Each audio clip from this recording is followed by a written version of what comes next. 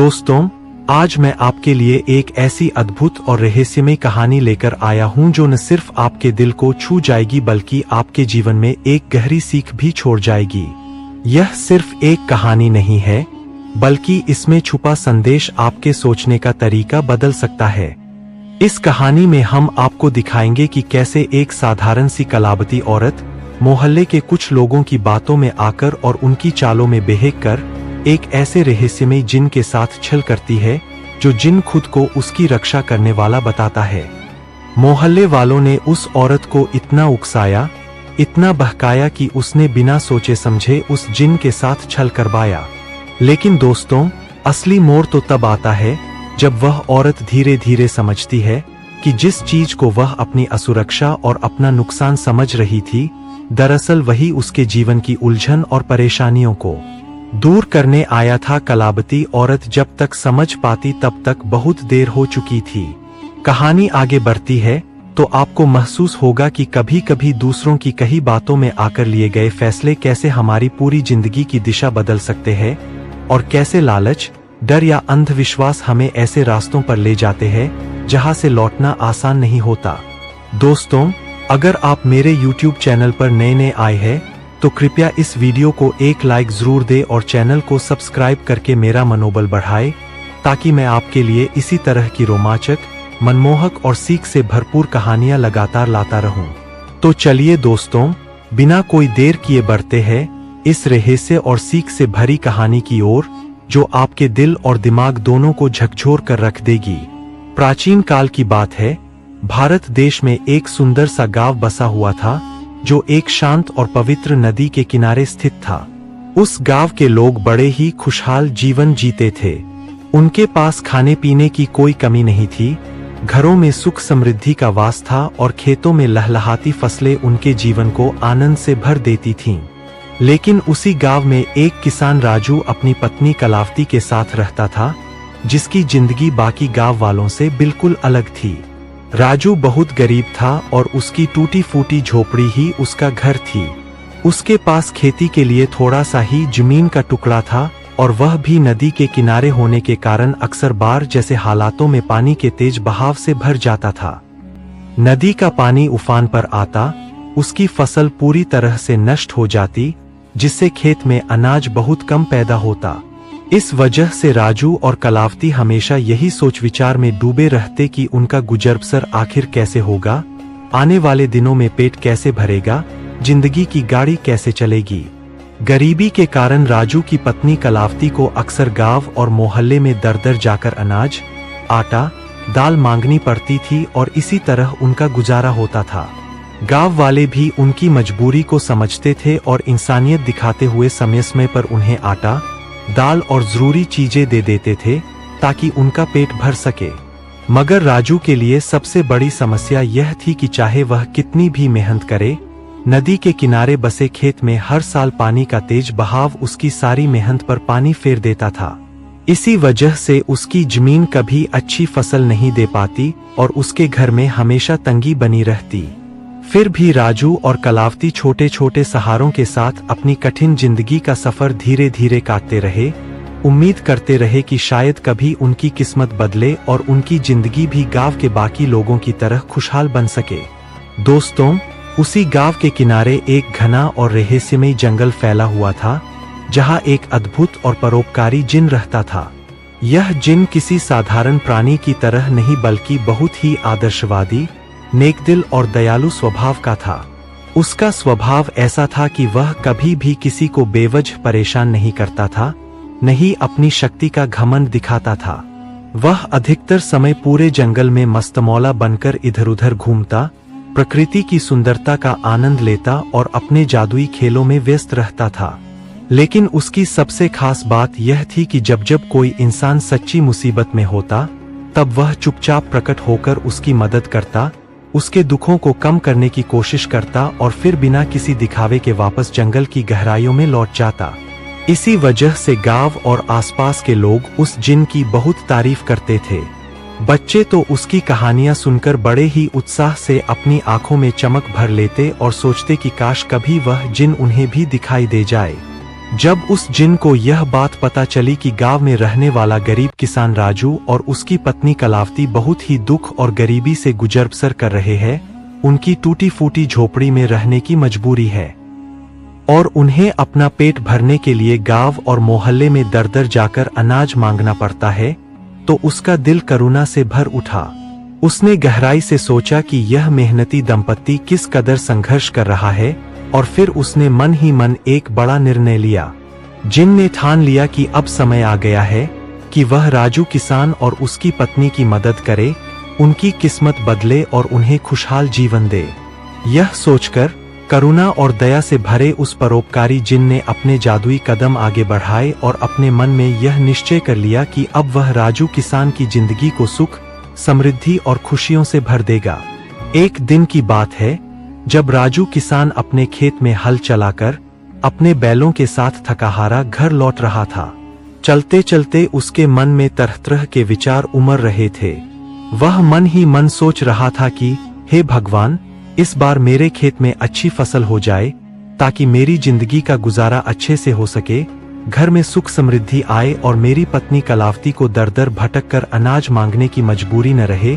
राजू किसान यही सोच विचार कर रहा था कि अचानक उसकी नजर रास्ते के किनारे एक बड़े पेड़ के नीचे बैठे एक आदमी पर पड़ी। वह आदमी जमीन पर असहाय सा बैठा था और उसके पैर से बहुत तेज खून निकल रहा था। राजू किसान यह देखकर घबरा गया। उसने तुरंत अपने बैलों को पास के पेड़ की जड़ से बांध दिया और तेजी से उस घायल आदमी की ओर दौड़ा। पास जाकर उसने देखा कि उस आदमी के पैर में गहरी और गंभीर चोट लगी है। राजू किसान ने चिंतित होकर पूछा, भाई, आपको यह चोट कैसे लगी? आपके पैर से तो बहुत खून बह रहा है, आप बहुत तकलीफ में लग रहे हैं। वह आदमी दर्द के मारे कराह रहा था और उसका चेहरा पीड़ा से लाल हो गया था। असल में वह कोई साधारण आदमी नहीं, बल्कि वही परोपकारी जिन था जो आज इंसानी रूप में राजू किसान के सामने प्रकट हुआ था। जिन ने कराहते हुए कहा, भाई, मैं जंगल के रास्ते से गुजर रहा था कि अचानक सूखी लकड़ी का एक बड़ा टुकड़ा मेरे पैर पर गिर पड़ा। उसी की चोट से मेरा पैर फट गया है और खून बह रहा है। दर्द इतना तेज है कि खड़ा होना भी मुश्किल हो रहा है। यह सुनकर राजू किसान का दिल पसीज गया। उसके पास ज्यादा साधन तो नहीं थे, पर इंसानियत और दया का भाव बहुत बड़ा था। उसने तुरंत अपनी पोटली में से छोटा सा सरसों के तेल का डिब्बा निकाला। यह वही तेल था जिसे वह घर पर रोटी में लगाकर खाता था, क्योंकि गरीबी के कारण घी खरीदने की उसकी औकात नहीं थी। राजू किसान ने बिना समय गवाए सरसों के तेल को अपने हाथ में लिया, जिनके घायल पैर को धीरे धीरे साफ किया और दर्द कम करने के लिए तेल को प्यार से चोट पर मल दिया। फिर उसने अपनी पुरानी धोती का कोना फाड़ा और उस कपड़े से जिन के पैर को बांध दिया ताकि खून रुक सके। राजू किसान की यह सेवा भावना देखकर वह जिन, जो दर्द से कराह रहा था, अचानक मुस्कुरा उठा और भावुक स्वर में बोला, भाई, तुम तो बहुत नेकदिल इंसान हो। तुमने अपनी गरीबी की परवाह किए बिना मेरी इतनी मदद की, यह मेरे लिए बहुत बड़ा उपकार है। इसके बदले में मैं भी तुम्हारी किसी तरह सहायता करना चाहता हूँ। राजू किसान यह सुनकर हैरान रह गया। उसने आश्चर्य से कहा, अरे भाई, अभी तो तुम्हारी चोट भी ठीक से भरी नहीं है और तुम मेरी मदद की बात कर रहे हो। तुम कैसे इंसान हो जो अपने दर्द को भूलकर दूसरों के लिए सोच रहे हो? यह सुनकर जिन हल्की मुस्कान के साथ बोला, भाई राजू किसान, जो उपकार तुमने मुझ पर किया है उसके सामने यह चोट कुछ भी नहीं है। अब तुम मुझे बताओ कि मैं किस प्रकार तुम्हारी सहायता करूं ताकि तुम्हारे जीवन की कठिनाइयां कुछ आसान हो सके। तब राजू किसान ने बड़े ही सरल और भोले मन से कहा, भैया जी, आप मेरी क्या सहायता करेंगे और आप कर भी क्या सकते हैं?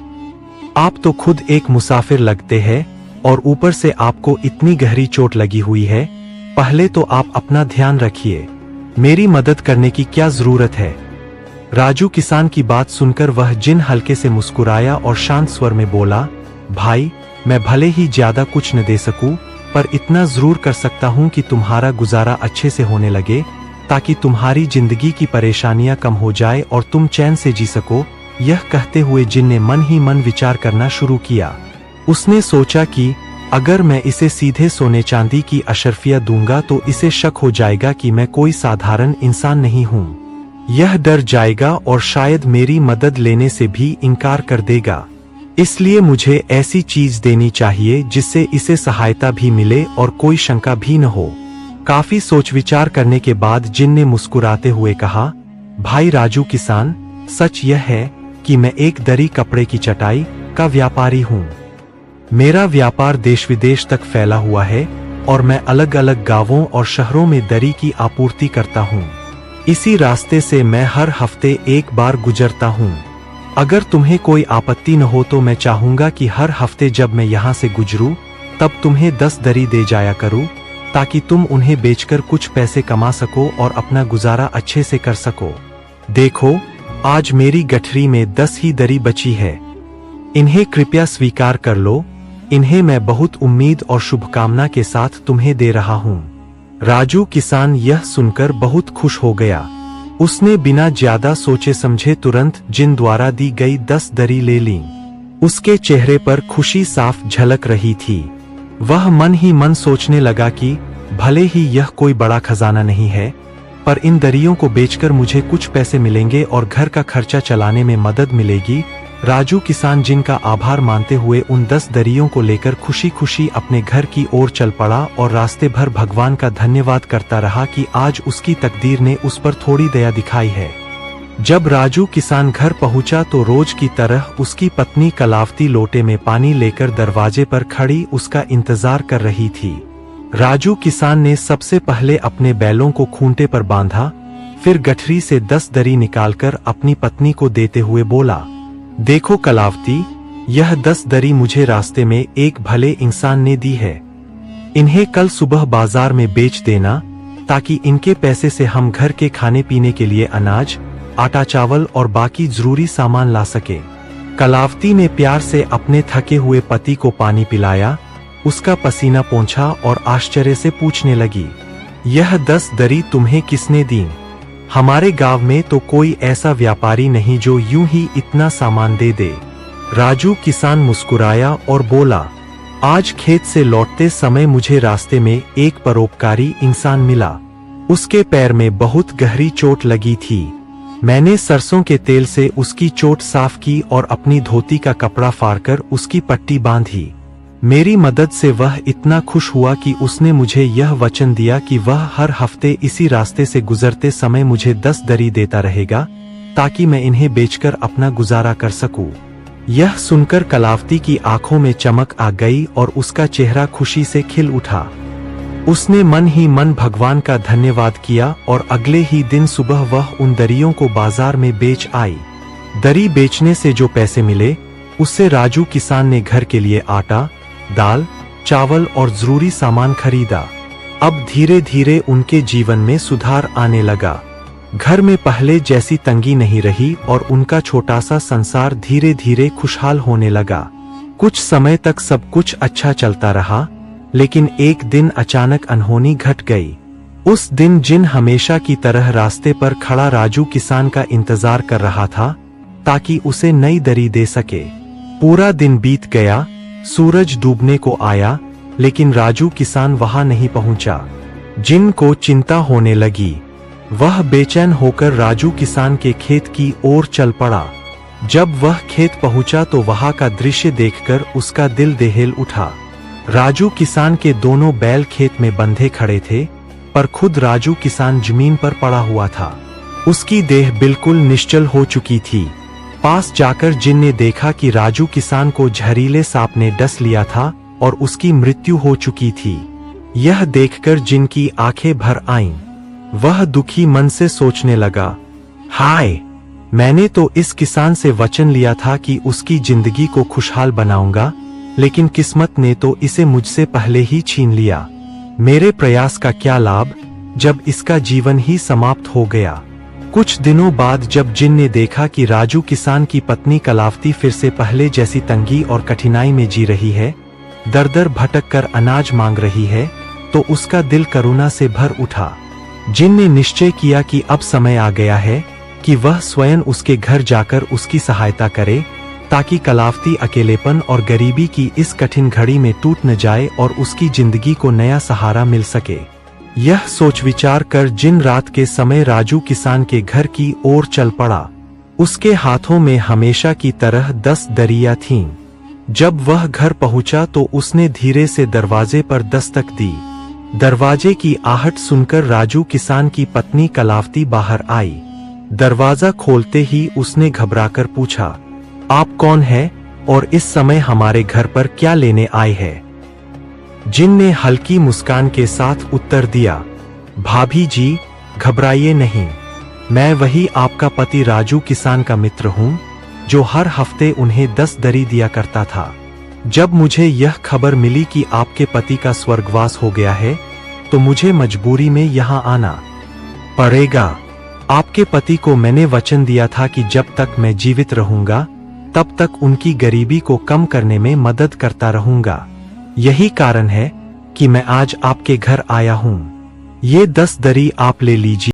आज आपके घर आया हूँ, ये 10 दरी आप ले लीजिए और इन्हें बाजार में बेचकर अपने घर का खर्चा चलाइए। कलावती की आंखों में आंसू आ गए। उसने दरवाजा खोलकर जिन को अंदर बुलाया और विनम्रता से एक तरफ बैठने को कहा। उसने जिन से हालचाल पूछा, अपने दुख दर्द साझा किए और उसके सहयोग के लिए मन से आभार जताया।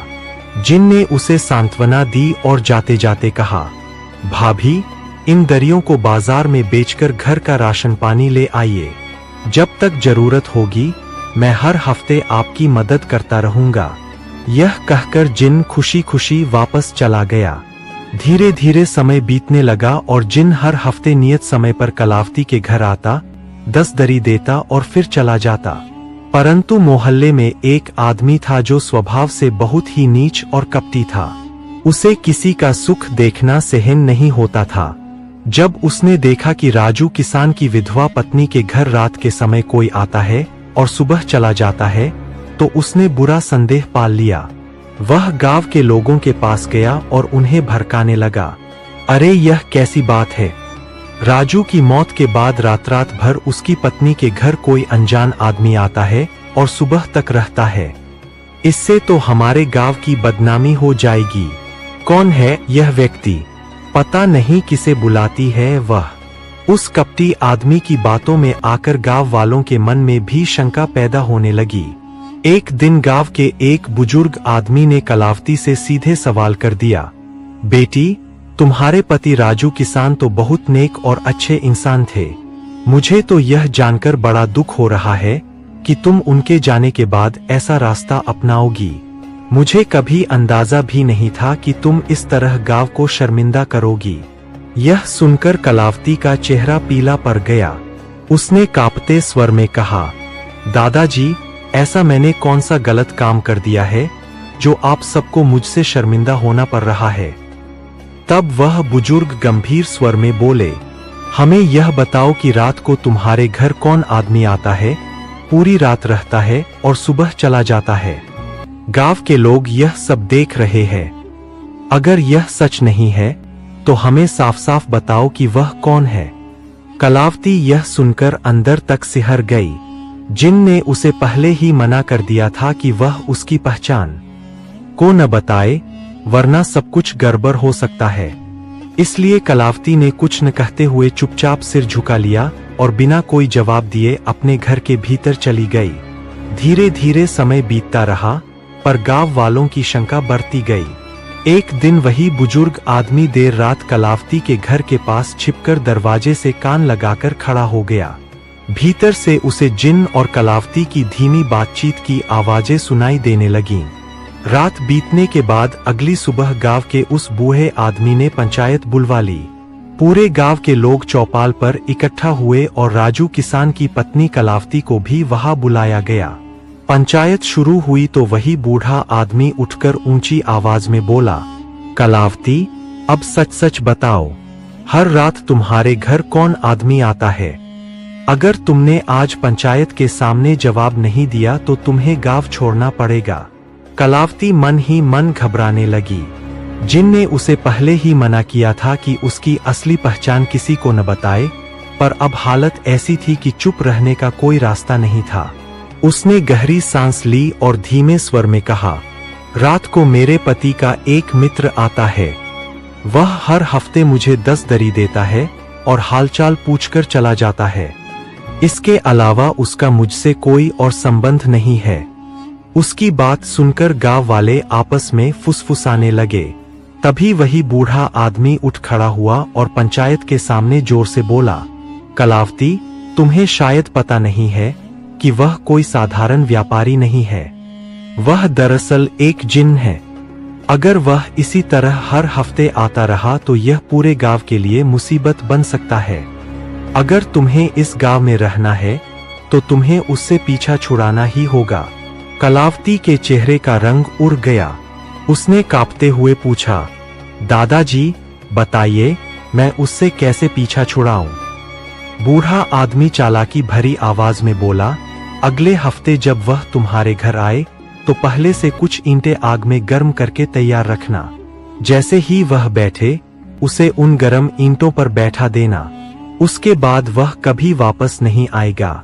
मजबूरी में कलावती ने पंचायत की बात मान ली। अगले हफ्ते जब जिन 10 दरी लेकर उसके घर आया तो उसने वैसा ही किया जैसा उसे बताया गया था। जैसे ही जिन घर के अंदर आया, कलावती ने मुस्कुराते हुए उसे बैठने को कहा, लेकिन बैठने की जगह पर पहले से ही आग में तपाई हुई ईंटें रखी थीं। जैसे ही जिन ने उन गरम ईंटों पर बैठने की कोशिश की, वह दर्द से तड़प उठा। वह घबराकर और गुस्से में चिल्लाने लगा, भाभी, तुमने मेरे साथ छल किया है। अच्छा हुआ कि तुम राजू किसान की पत्नी हो, नहीं तो मैं तुम्हारी जान ले लेता। गांव के लोगों की बहकावे में आकर तुमने जो धोखा मेरे साथ किया है, यह तुम्हारे लिए हानिकारक होगा। अब मैं जा रहा हूं, लेकिन याद रखना, मैंने जो मदद की थी उसका फल तुम्हें फिर कभी नहीं मिलेगा। यह कहकर जिन गुस्से और दर्द में वहां से चला गया। जिन के जाने के बाद कलावती की जिंदगी फिर से पहले जैसी गरीबी और तंगी में लौट आई। घर में वही पुरानी तकलीफें वापस आ गईं और जीना मुश्किल हो गया। दोस्तों, इसलिए कहा जाता है कि किसी की बातों में आकर जल्दबाजी में फैसले कभी मत लो। अगर आप कोई गलत काम नहीं कर रहे हैं तो आपको किसी से डरने की जरूरत नहीं है। दूसरों के बहकावे में आकर सच्चाई और अच्छाई को छोड़ना हमेशा नुकसान पहुंचाता है। दोस्तों, इसी सीख के साथ मैं आपसे विदा लेता हूं। अगर यह कहानी आपको अच्छी लगी हो तो कृपया मेरे चैनल को लाइक और सब्सक्राइब जरूर करें, ताकि मैं आपके लिए ऐसी ही प्रेरणादायक और सीख देने वाली कहानियां लाता रहूं।